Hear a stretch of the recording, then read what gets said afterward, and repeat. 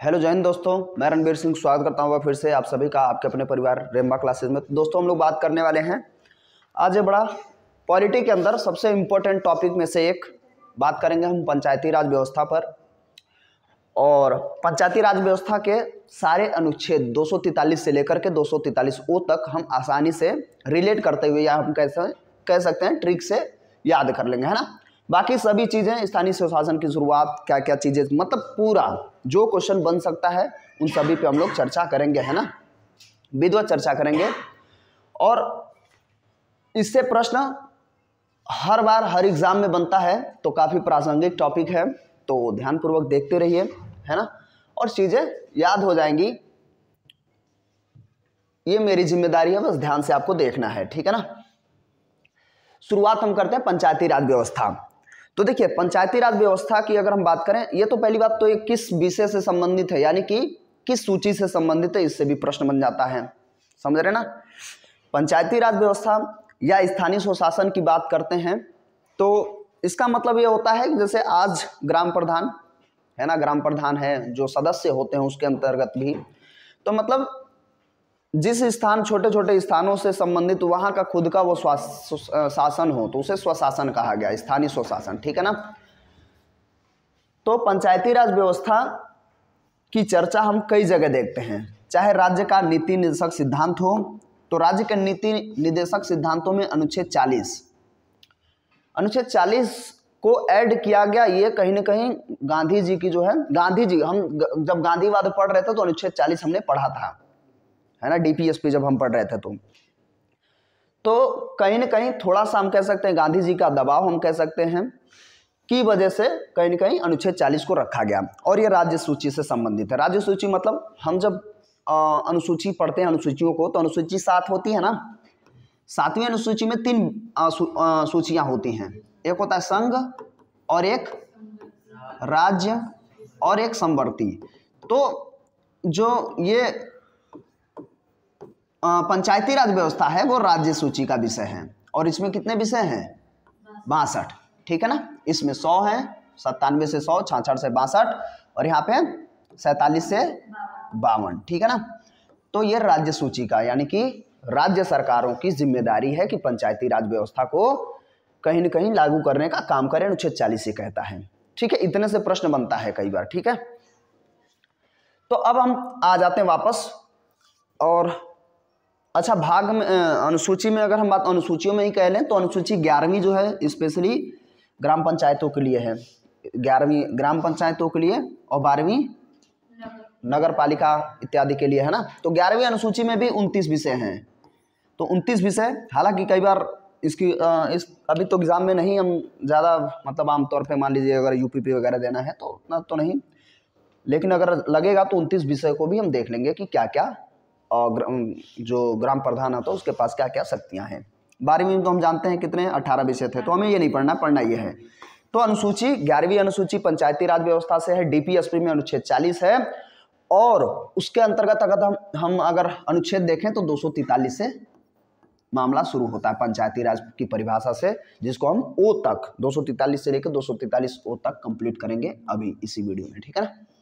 शुरू करते हैं, अभी तो सिर्फ भूमिका थी। पंचायती राज व्यवस्था की बात करें तो पंचायती राज व्यवस्था को हम 2 भागों में डिवाइड कर लेते हैं। पहला, संविधान लागू होने से पहले उसके समय काल तक का जो पंचायती राज व्यवस्था की स्थिति थी या विकास था उसको हम देखते हैं। दूसरा, आज़ादी के बाद, समझ रहे ना, यानी कि 15 अगस्त 1947 के बाद की स्थिति। तो हम कह सकते हैं 2 प्रकार से 2 भागों में डिवाइड करते हैं। तो आज़ादी से पहले को भी हम 3 भागों में डिवाइड करेंगे। पहला प्राचीन काल, उसके उपरांत मध्यकाल, फिर हम देखेंगे आधुनिक काल, ठीक है ना। यहाँ से प्रश्न बनता है इतिहास से। तो सबसे पहले ध्यान से देखिए, ग्राम शब्द सर्वप्रथम इसका उल्लेख किया क्या है? वैदिक साहित्य में, ठीक है। यहाँ से प्रश्न उठाता है, जिसमें गाँव की समृद्धि के लिए प्रार्थना की गई है। वैदिक काल में ग्रामीण प्रशासन का प्रमुख अधिकारी को हम क्या कहते थे? ग्रामणी, ठीक है ना। ये ध्यान से समझेंगे, ये प्रश्न ऐसे बनता है कि क्या कहा जाता था वैदिक काल में, है ना। जो प्रमुख रत्नियों में से एक था, मतलब बड़े जो पदवी के लोग होते थे उसमें से एक होता था। ग्रामीण ग्रामीणी का मुख्य कार्य क्या होता था? गांव के चोर डाकुओं, गांव के अंदर जो मतलब गांव को बचाना है, राज्य में भ्रष्ट कर्मचारियों से रक्षा करना था, और उसे ग्राम सभा की बैठकों को बुलाने तथा गांव के लोगों पर अर्थदंड लगाने का अधिकार था, जो हम आज भी देखते हैं। तो उसका हम कहीं न कहीं लक्षण देखते हैं। कह रहे इस समय प्रत्येक ग्राम सभा अपना स्वयं का विधान बना सकती थी, मतलब अपना नियम कानून बना सकती थी और उसमें संशोधन भी कर सकती थी। किस समय की बात हो रही है? प्राचीन काल की, है ना, वैदिक समय की बात हो रही है। और आगे हम बात करेंगे मध्यकाल में, थोड़ा सा इसमें हम देखते हैं। तो मध्यकाल में कुछ विद्वानों का मानना है कि मध्यकालीन भारत में नगरों पर अधिक ध्यान दिया गया, जिससे पंचायतों की शक्तियां धीरे धीरे क्या हो गई? कमजोर होती चली गई। मुगल काल में स्पेशली अगर हम देखें तो जमींदार और जागीरदारी प्रथा का तेजी से विस्तार हुआ, जिससे क्या हुआ? कहीं न कहीं स्थानीय स्वशासन या पंचायती राज व्यवस्थाएं खत्म हुई या धीरे धीरे समाप्त होने की ओर चली गई। शिवाजी के काल में हम थोड़ा सा पढ़ते हैं। शिवाजी के काल में ग्रामीण प्रशासन में काफी सुधार हुआ था, जिसमें अष्टप्रधान प्रशासन व्यवस्था प्रशासनिक विकास का एक प्रमुख उदाहरण हम देखते हैं। तो शिवाजी के टाइम ड्यूरेशन में कुछ सुधार हुआ था। तो ये मध्यकाल की स्थिति है। अष्टप्रधान ये तो जानते हैं शिवाजी के समय काल में ही रहेगा। यहाँ से प्रश्न खूब उठाता है, जिसे हम कहते हैं आधुनिक काल, है ना। ब्रिटिश शासन काल में ग्रामीण प्रशासन का पंचायती राज व्यवस्था के बारे में हम देखते हैं। तो भारत में ब्रिटिश ईस्ट इंडिया कंपनी की शासन को स्थापना के साथ साथ प्राचीन ग्रामीण स्वायत्तता का लगभग समाप्त हो गया। जब तक वो आया, भारत की लोकप्रिय संस्थाओं की समस्त शक्तियां गवर्नर जनरल व ब्रिटिश संसद के हाथों में चली गई। शुरुआती दौर में केंद्रीय स्तर शासन व्यवस्था पर कार्यभार बढ़ने के कारण स्थानीय स्वशासन या शासन को की आवश्यकता महसूस की गई। उसके बाद स्थानीय प्रशासन की दिशा में काम करने का प्रयास शुरू किया गया, जो सबसे पहले 1793 में लॉर्ड कॉर्नवालिस, ठीक है, लॉर्ड कॉर्नवालिस ने कॉर्नवालिस कोड का निर्माण किया, जो शक्तियों के पृथक्करण के सिद्धांत पर आधारित था। मतलब जब गवर्नर या गवर्नर जनरल पर प्रेशर बढ़ने लग गया पूरे हम कहें तो शासन प्रशासन के काम के संबंध में, तब उन्हें लगा कि अब जो है सत्ता को कहीं न कहीं डिवाइड करना चाहिए। तो कॉर्नवालिस का सबसे पहला काम था कॉर्नवालिस कोड 1793 के समय काल में। उसके बाद 1793 में ही स्थानीय बंदोबस्त, जिसे हम स्थायी बंदोबस्त के नाम से जानते हैं, आप सुने होंगे स्थायी बंदोबस्त, फिर रैयतवाड़ी, महलवाड़ी, ये सब सुनते हैं ना। तो उसमें हम देखते हैं इसी के तहत स्थायी बंदोबस्त पूछ लेता है को लागू किया गया, जिसकी कार्यप्रणाली स्थानीय विकेंद्रीकरण के तत्व हम देखते हैं। तो आमतौर पे स्थायी बंदोबस्त ही पूछ लेता है। स्थायी बंदोबस्त किसने शुरू किया था? तो हमें पता होना चाहिए कॉर्नवालिस, 1793 का टाइम ड्यूरेशन है। लेकिन जनक अभी ये नहीं है, ध्यान रखेंगे, कॉर्नवालिस, लॉर्ड कॉर्नवालिस, ठीक है। स्थायी बंदोबस्त का जो है की शुरुआत लॉर्ड कॉर्नवालिस ने की थी, लेकिन ये जनक नहीं है, ये ध्यान रखेंगे। क्यों? नहीं, वारन हेस्टिंग नहीं, रिपन अभी आएंगे, है ना। 80 से 84 के बीच में लॉर्ड रिपन की बात होगी। तो यह प्रणाली गांव के किसानों से जुड़ी हुई थी, जिसे हम जानते ही हैं, है ना। तो स्थायी बंदोबस्त मतलब खुद ही उनको अपना टैक्स देना था। तो ये चीज़ें धीरे धीरे कहीं न कहीं शुरू हुई। फिर आगे हम बढ़ेंगे और आगे बढ़ते हुए लॉर्ड रिपन के पास आएंगे, है ना। काफ़ी इंपॉर्टेंट है, ध्यान रखेंगे, क्योंकि इस लॉर्ड रिपन को क्या कहा जाता है? स्थायी बंदोबस्त नहीं, क्या कहते हैं? पंचायती राज व्यवस्थाओं का जनक, ठीक है ना। 1882 में स्थानीय स्वशासन की शुरुआत की। इन्हें स्थानीय स्वशासन का जन्मदाता कहा जाता है, जनक कहा जाता है। और इनके समय काल को जो 80 से 84 है, स्थानीय स्वशासन के जन्म काल के रूप में जाना जाता है। तो ये ध्यान रखेंगे। स्थायी बंदोबस्त में कहीं ना कहीं हम लक्षण देखते हैं, है ना। लेकिन इस जो स्थानीय स्वशासन है या हम पंचायतों की बात कर लेते हैं, उसका जनक या उसके जनक जो है लॉर्ड रिपन। लॉर्ड रिपन काफ़ी अच्छा व्यक्ति था।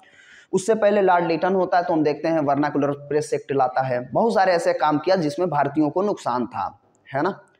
चाहे क्या बोलते हैं वो आर्म एक्ट था, जिसमें हथियार वगैरह जो है लाइसेंस रद्द कर दिया था। तो इसने सबको, प्रेस का उद्धारक भी इसे ही कहा जाता है, लॉर्ड रिपन को ही, है ना, क्योंकि वर्नाकुलर प्रेस एक्ट हटाता है। तो काफ़ी बढ़िया था, है ना। 4 सालों में काफ़ी अच्छा काम किया। और इसी के समय काल में 81 में क्या हुआ था? नियमित जनगणना शुरू की गई थी, है ना। मेयो के समय काल में 1872 में लॉर्ड मेयो के समय काल में कुछ क्षेत्रों में जनगणना की गई थी, तो अनियमित था फिलहाल, लेकिन नियमित जनगणना शुरू हो गई 1881 से, जो कंटिन्यू चलती रही है ना। एक विश्व युद्ध में नहीं हुआ था 41 में, बाकी चलता रहा। तो फिलहाल हमें ये ध्यान रखना है कि लॉर्ड रिपन क्या है, स्थानीय स्वशासन का जनक, ठीक है। और समयकाल 82। फिर हम आगे बात करते हैं थोड़ा सा स्वतंत्रता के बाद, स्वतंत्रता के पहले तक का एक पूरा सिनेरियो हम देख लिए हैं। क्वेश्चन जो 2-4 बन सकते हैं उस पर हम लोग चर्चा कर चुके हैं। अब हम जानते हैं कि संविधान सभा की बैठक होगी पहली वाली 9 दिसंबर को। पहली बैठक यही है ना, पहली बैठक हुई है जिस समय, उस समय अस्थायी अध्यक्ष कौन थे पहली वाली बैठक में?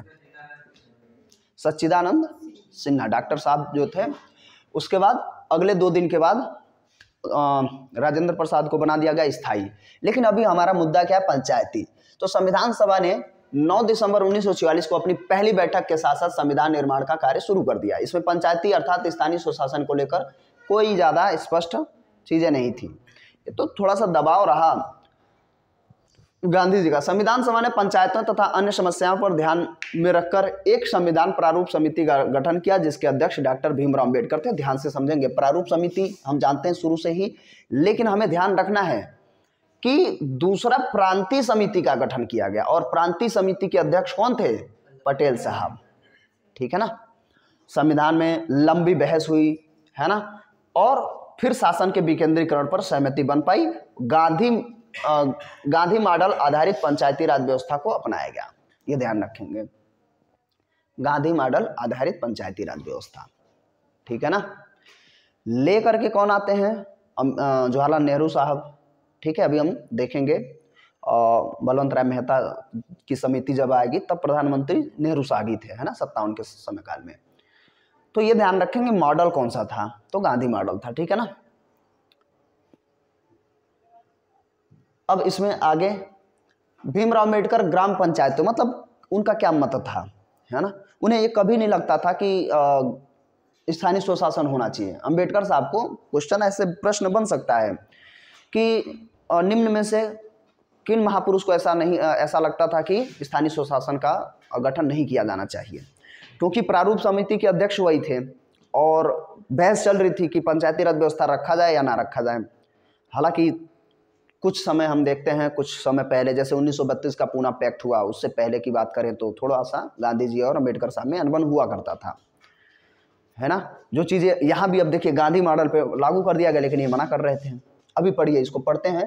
कह रहा अम्बेडकर साहब ग्राम पंचायत को सशक्त करने या ग्राम पंचायती व्यवस्था के पक्षधर बिल्कुल नहीं थे, है ना। उनका मानना था कि गाँव में शिक्षा का अभाव है और वहाँ स्थानीयता, जातिवादता और संकीर्णता विद्यमान होती है, इसलिए वहाँ पर ये चीज़ें नहीं चल पाएंगी, ऐसा उनका मानना था, ठीक है। अपनी दृष्टिकोण से सही सोच रहे थे भाई। उस समय तो जब महलवाड़ी प्रथा शुरू हुई, है ना, तो महलवाड़ी प्रथा में की वजह से फिर क्या हुआ, जमींदार, जागीरदार, ये सब चीज़ें शुरू हुई, है ना। तो बड़े बड़े लोग, ठाकुर पंडित लोग जो होते थे वही मुखिया बनते थे अपने आप, सब कुछ वही। तो ऐसा इन्हें लगता था कि जो पीछे रह गया तबका है वो पीछे ही रह जाएगा। हालांकि इसमें आरक्षण की बात शुरू होती है तो सबको इस तरीके से कहीं न कहीं सबको ऊपर लाने का मौका मिला। फिर यहाँ देखिए, संविधान सभा में पंचायती राज पर सहमति होने के बाद संविधान ने इसे उचित स्थान दिया, अतः संविधान के नीति निषेध तत्वों के अंतर्गत अनुच्छेद 40, जिसकी हम लोगों ने चर्चा की थी, इसमें रख दिया गया। कह संविधान स्थानीय सरकार का विषय राज्य सूची में शामिल है, जो पहले चर्चा हम लोग किए हैं। अनुच्छेद 40 के अंतर्गत राज्य विधानसभाओं को क्या दिया गया, अधिकार दिया गया है कि वे स्थानीय स्वशासन की व्यवस्था के लिए कानून बनाएं, ठीक है ना। यह बात अनुच्छेद 246(3) के अंतर्गत भी है, के क्लॉज 3 में, ठीक है। ये सब चर्चा तो पहले भी हम लोग कर चुके थे। अब हम बात करते हैं स्थानीय स्वशासन, सेल्फ गवर्नेंस क्या होता है ना। तो स्थानीय स्वशासन का तात्पर्य स्थानीय लोगों की भागीदारी द्वारा सुचारू रूप से स्थानीय शासन की व्यवस्था। हम समझ रहे हैं, लोगों का अपना जो है कहीं न कहीं उनका अपना प्रत्यक्ष रूप से योगदान होना चाहिए। स्थानीय निकाय स्थानीय शासन की संस्थाएं हैं जो किसी क्षेत्र या गांव, कस्बों या शहरों जैसे छोटे समुदाय के प्रशासन को देखती हैं। हम जानते हैं, तो इतना ज़्यादा हमें पढ़ने की इसकी जरूरत नहीं है। लेकिन यहाँ पे भारत में स्थानीय निकायों को मोटे तौर पर 2 श्रेणियों में वर्गीकृत किया गया है। ग्रामीण क्षेत्रों में स्थानीय नियोजन, विकास और प्रशासन के लिए गठित स्थानीय निकायों को ग्रामीण स्थानीय निकाय यानी कि पंचायत कहते हैं। हम जानते हैं ना आमतौर पे एक तो नगर पालिका हो जाती है, एक पंचायती ग्राम पंचायतें है ना, या पंचायतें, तो दो भागों में इस तरीके से हम डिवाइड कर लेते हैं। लेकिन हमारे यहाँ त्रिस्तरीय अपनाया गया है भारत के अंदर। नगर पालिका हो गया चर्चा, कोई दिक्कत नहीं है। कह रहा है स्थानीय शासन भारत के संविधान की 7वीं अनुसूची की सूची 2 आइटम नंबर 5 के रूप में एक राज्य विषय है। ठीक है, क्योंकि जब वो सूची 2 का मतलब होता है राज्य सूची, संघ सूची सूची 1 है, सूची 3 वो समवर्ती सूची है। कई बार इस तरीके से भी पूछ लेगा, सीधा सीधा नाम न लिख करके सूची 1 2 3 करके। भारतीय संविधान का अनुच्छेद 243 जी, ये हम लोग पढ़ेंगे भी, स्थानीय निकायों को सत्ता के विचलन के लिए मूल सिद्धांत को बताता है। आर्थिक शक्ति बनने की दिशा में राष्ट्र की यात्रा में स्थानीय निकाय आमतौर पर बुनियादी ढांचा उपलब्ध कराती हैं, मतलब इसकी प्रासंगिकता को बताया जा रहा है। फिर कई बार पूछता है किस संविधान संशोधन द्वारा इसको कहीं ना कहीं हम शामिल करते हैं। तो पंचायती राज संस्थान की बात करें तो भारत में पंचायती राज संस्थाएं ग्रामीण स्थानीय स्वशासन की एक प्रणाली है। जमीनी स्तर पर लोकतंत्र की स्थापना करने के लिए 73वें संविधान संशोधन अधिनियम 1992 के माध्यम से पंचायती राज संस्थानों को संवैधानिक स्थिति प्रदान की गई और संवैधानिक दर्जा देने के लिए कई लोग कहते रहे, चाहे हम पी के थुंगन समिति की बात करें, है ना, जो भी लोग थे सबने कहा कि भाई आप पंचायती राज व्यवस्था को संवैधानिक दर्जा दीजिए। तब संविधान में संशोधन कर करके चीजें जोड़ी गई। ठीक है, अच्छा, इस अधिनियम का उद्देश्य पंचायती राज के 3 स्तर आमतौर पे बलवंत राय मेहता जी की है, ग्राम स्तर पर जो पंचायतें बनती हैं, फिर प्रखंड जिसे हम आजकल जो है ब्लॉक प्रमुख वगैरह बनते हैं ना।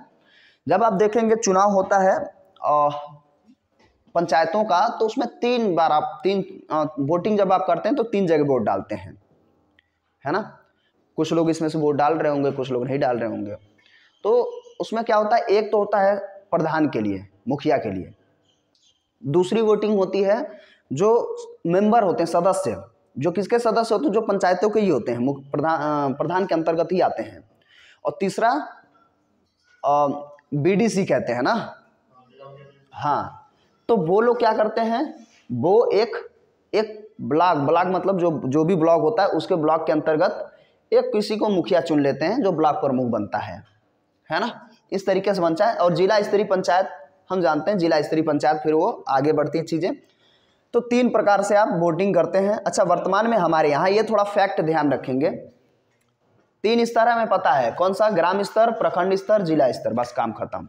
ठीक है, वर्तमान में हमारे देश में 2.5 लाख या पूरा याद रखो 2.51 लाख पंचायतें हैं, ग्राम पंचायतें। ठीक है, जिनमें से कुल पंचायतें हैं, जिनमें से 2.39 लाख ग्राम पंचायतें हैं और 6,904 कौन सी पंचायतें हो जाएंगी, ब्लॉक पंचायतें, और बची हुई 589 जिला पंचायतें हैं।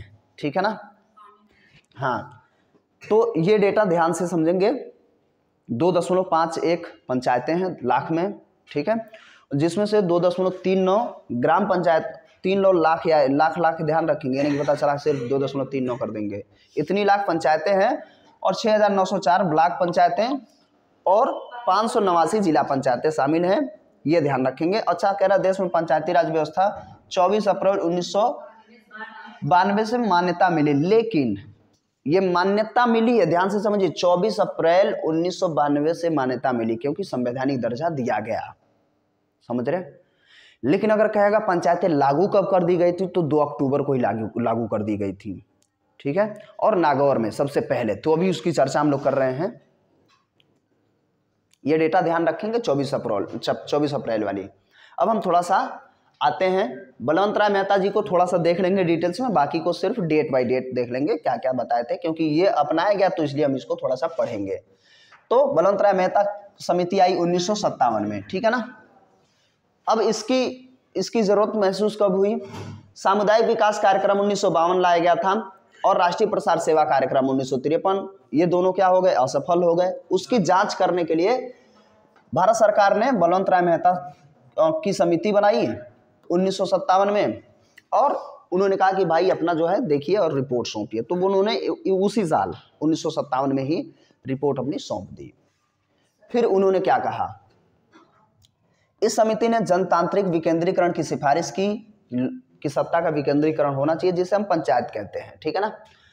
और 3 स्तर पे उन्होंने कहा पंचायती राज व्यवस्थाएं होनी चाहिए, एक ग्राम पंचायत, फिर पंचायत समिति और जिला पंचायत, ठीक है, जिसमें वो ब्लॉक वाली बात है। तो 3 स्तर जो आज भी हमारे यहाँ चल रहा है, तीनों एक दूसरे से अप्रत्यक्ष चुनाव के माध्यम से जोड़े जाएंगे, ये बात इन्होंने कही थी। थोड़े से इनकी जो है समिति में जो चीजें आई हैं थोड़ा सा देख लेंगे। ग्राम पंचायतों का चुनाव प्रत्यक्ष रूप से तथा पंचायत समिति और जिला पंचायतों का चुनाव अप्रत्यक्ष रूप से वो होता ही है ना। विकास व नियोजन से जुड़े सभी कार्यों को इन संस्थाओं को हस्तांतरित किया जाए। कह रहा है पंचायती समिति को कार्यकारी निकाय तथा जिला पंचायत को पर्यवेक्षी और समन्वयात्मक तथा सलाहकारी निकाय बनाया जाए। यहाँ से प्रश्न कई बार बना है, यूपी SSSC के एग्जाम में यहाँ से प्रश्न उठाता है ना। जिला कलेक्टर को जिला पंचायत का अध्यक्ष बनाया जाए, ये इनकी जो है सिफारिश है। विकास कार्य करने के लिए पर्याप्त वित्तीय संसाधन उपलब्ध कराए जाएंगे, जो आमतौर पे पंचायतों को ही सौंप दिया जाता है।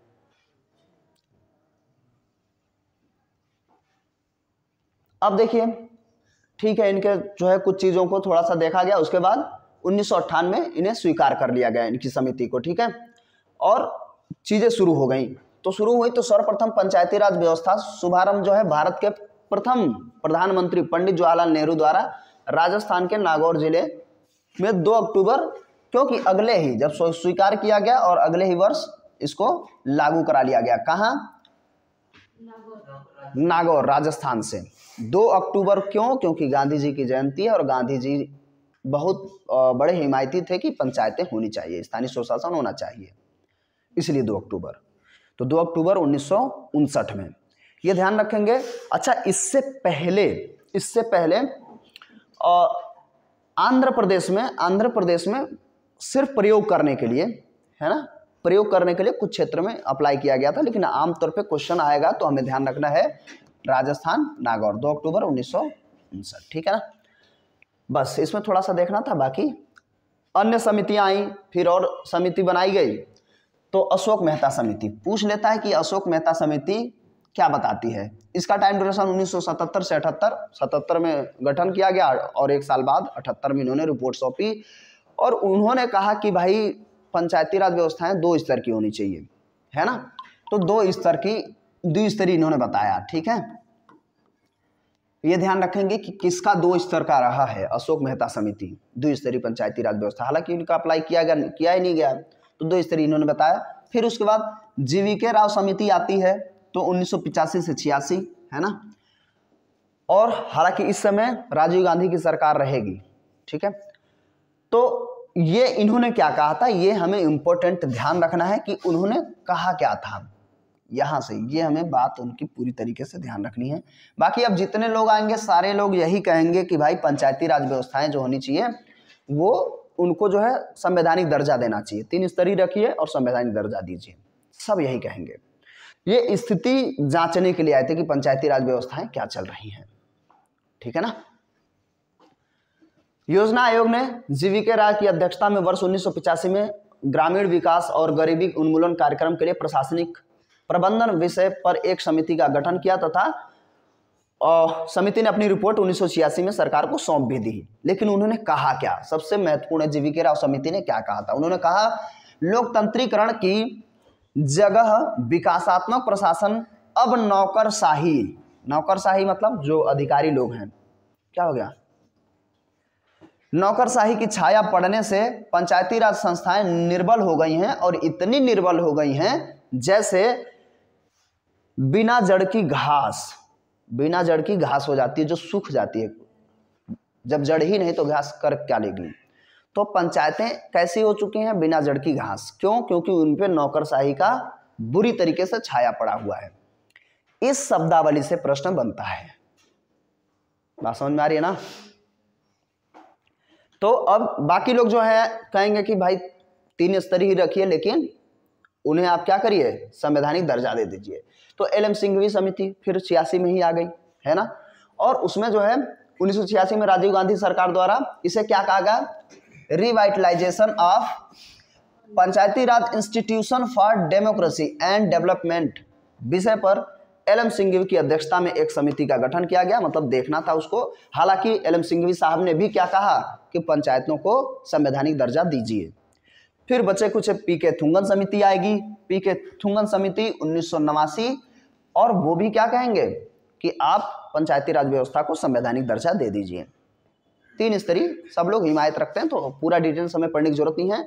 और अंततोगत्वा ये सब सुनकर समझकर सरकारों ने कब इसको जो है संवैधानिक दर्जा दे दिया पंचायती राज व्यवस्था को। अभी ऊपर संवैधानिक दर्जा देना 2 अक्टूबर को तो मतलब लागू किया गया। 24 अप्रैल है, 24 अप्रैल है या 24 अक्टूबर है? अप्रैल ही है ना, अक्टूबर तो 2 अक्टूबर रहेगा। 24 अप्रैल 1992, ठीक है। इस समय पंचायती राज व्यवस्था को संवैधानिक दर्जा दिया गया। क्यों? क्योंकि सभी समितियों ने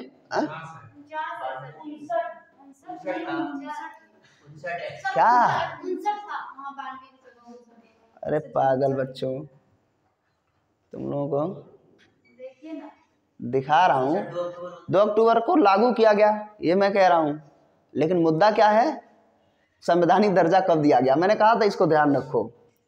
लेकिन फिर भी जो है 24 अप्रैल 1992 को क्या किया गया? पंचायती राज व्यवस्था की स्थापना की गई, संवैधानिक दर्जा दिया गया। संवैधानिक दर्जा बाद में दिया गया है, तभी तो संशोधन फिर किया जाएगा, फिर 243 ABCD तक हम चलते चले जाएंगे, ठीक है। इसीलिए गलतियां होती हैं, क्योंकि प्रश्न पूरा क्या कह रहा आप लोग सुनते तो है नहीं, है ना। वो कहेगा बताओ कब संवैधानिक दर्जा दिया गया, तो आप लोग कहेंगे अच्छा ये तो पूछ लिया कि लागू कब हुआ, खुश हो गए, है कि नहीं? हाँ,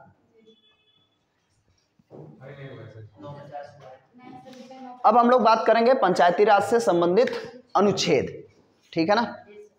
तो चलो अच्छा, फिर इसको अगले वीडियो में देख लिया जाएगा, है कि नहीं। इसको मैं आपको एकदम कुछ नहीं करना है, सिर्फ सुनना है, याद हो जाएगा, कुछ करना नहीं। 243 से 243 तक कंप्लीट हो जाएगा, बस सुन लीजिए, चीज़ें याद हो जाएंगी। तो अब क्या करें, मजबूरी है, इसका पार्ट 2 लाना पड़ेगा, ठीक है ना। फिर हम ये भी देखेंगे कि किन किन राज्यों में 1 स्तरीय है, किन किन राज्यों में 2 स्तरीय है, और किन किन राज्यों ने 3 स्तरीय अप्लाई किया हुआ है पंचायतों को। तो ठीक है, इस वीडियो में इतना ही। कैसा लगा कमेंट करके जरूर बताइए। मिलते हैं वीडियो में, तब तक के लिए नमस्कार, जय हिंद, जय भारत।